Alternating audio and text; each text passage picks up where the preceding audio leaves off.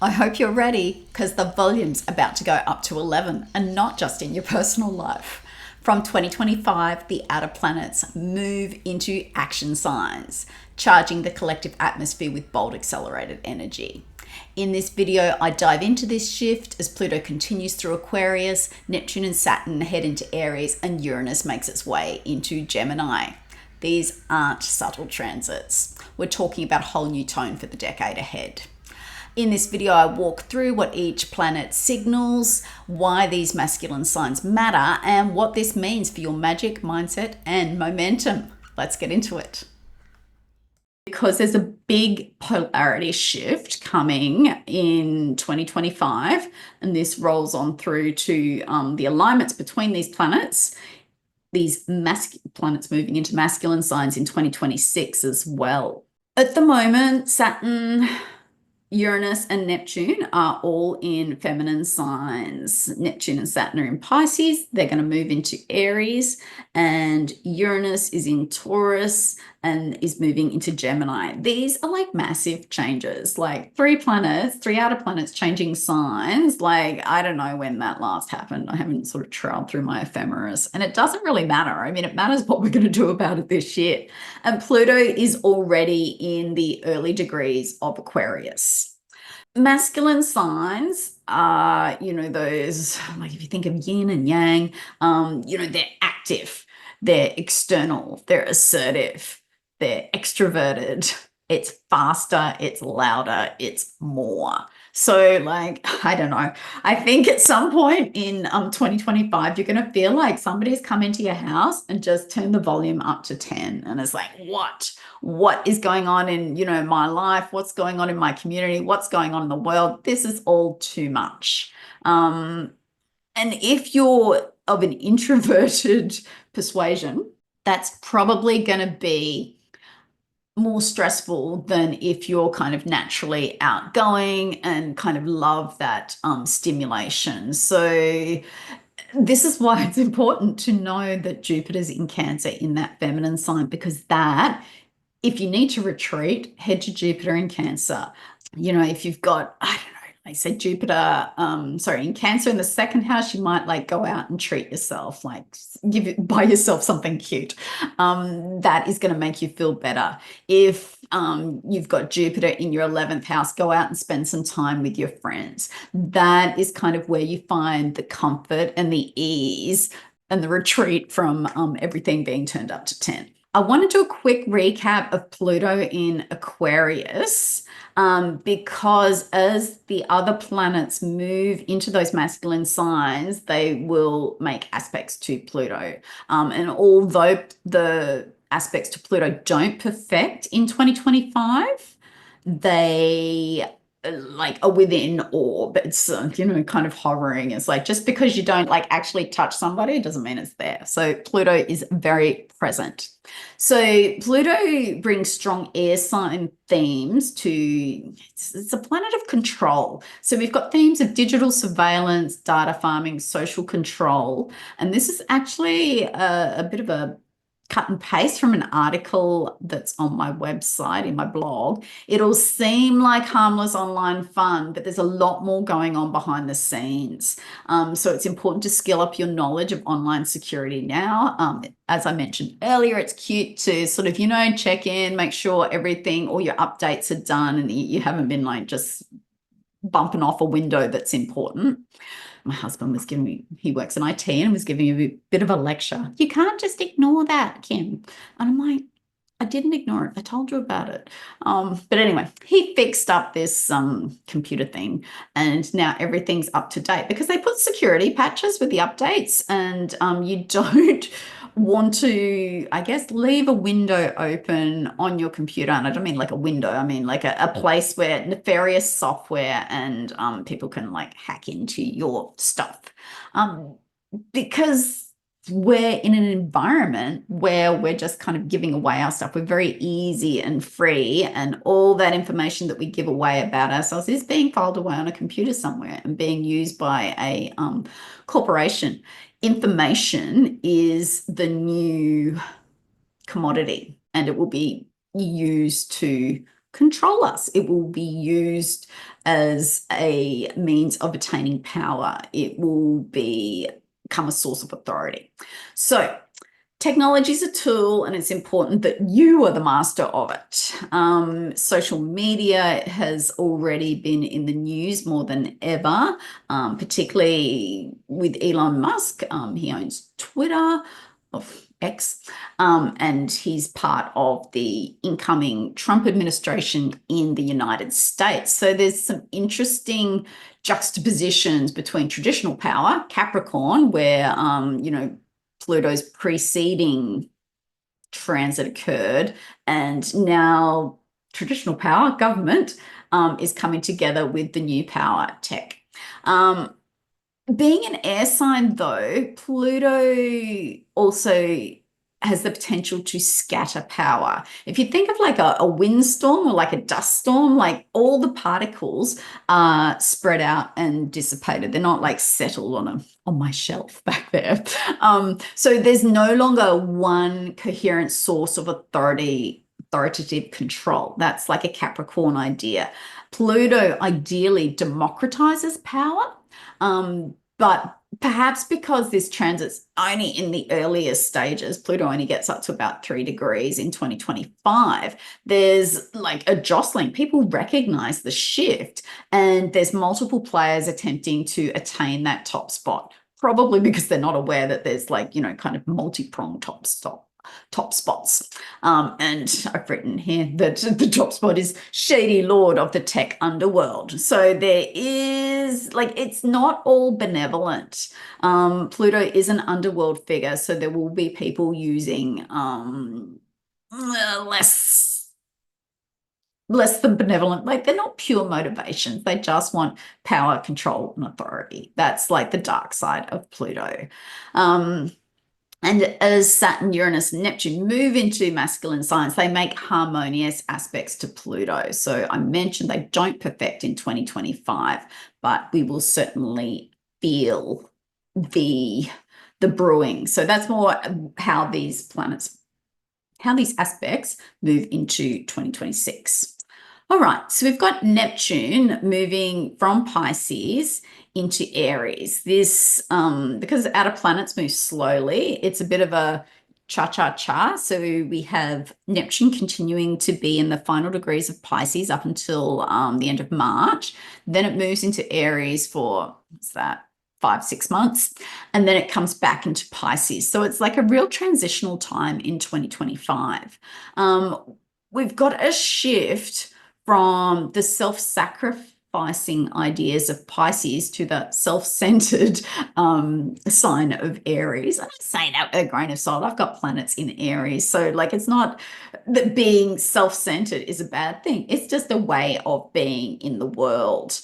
I'm expecting with this change of sign that religion and other belief systems will get louder, yellier, and more combative. And perhaps we've seen some of that in social media realms. This Neptune's kind of delusion on a mass scale. So this idea of mass hypnosis and being swept up in the strange trends and things that, often are led by social media, like these micro trends for fashion, like clean girl, hot girl summer, like these weird things that people sort of talk about for a few weeks and then disappear. So there's this idea that trend, that those waves of trends, like these are very kind of oceanic Pisces words, become more targeted. And I'm just wondering, in that sign of Mars, that direct, this is what we want, and if we're going to get it, using that Neptunian wave to conquer, win, and dominate. So it's not going to be all good. It's like these ideas, these things that have been latent while these planets are in feminine signs become overt and obvious when they move into masculine signs. So at a personal level, I think There's going to be a real need for time alone to recharge.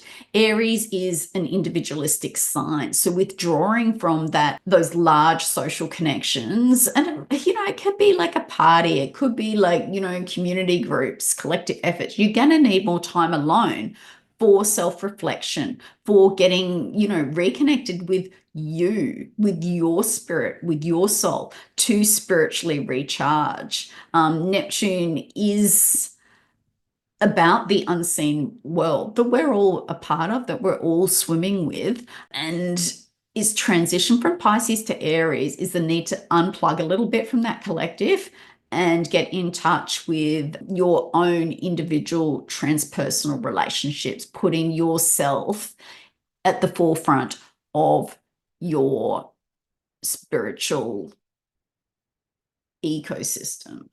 So I think there'll be an increased relevance of UPG, unverified personal gnosis, and your spiritual relationships.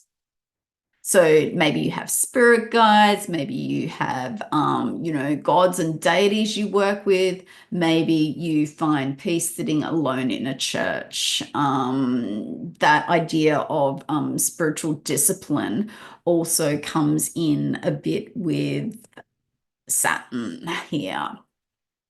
So again, Saturn's been in Pisces. It will move into Aries, kind of in that like winter, spring. So it's a shorter little stint of Saturn being in Aries. So again, we've got that idea of self-sacrificing. Saturn is very much, I can't remember the word, but like it means that you shy away from the extravagance of the world. So like, you might be like fasting. You might be going, oh no, I'm not having sex for this month.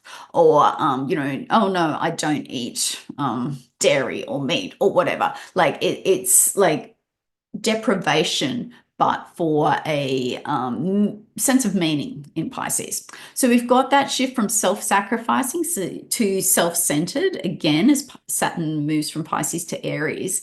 And I think too, Saturn's like quite a material planet. So rather than relying on the collective for personal materials and resources, there's going to be more of an individualistic reliance. You'll need to be kind of, solve your own problems rather than rely on the people around you. In light of that, I think there'll be a restructuring of the care economy. I know in Australia, there's big demographic shifts affecting health and aged care. I think we've already seen like a bit of that. And maybe it's like, with the baby boomers having a concentration of collective wealth, that those that do have assets will be forced to use them to support themselves rather than relying on, less wealthy generations. So old ways of escape, Pisces word, and comfort won't bring the same results as previous. So it's, there's good and bad with every transit. And I think this increased self-reliance is good, but it could also bring like loneliness and silos. And there will be like, really loud people coming out and saying, this is the way to do it. You need to like, be more disciplined and this, that. But like what that means for you in your world is going to vary. This is one of the less appealing, I think, features of 2025, because Saturn's in fall in Aries. It means it is in the sign opposite its exaltation. Saturn really thrives in Libra, and the clarity it brings adds to fairness in Libra.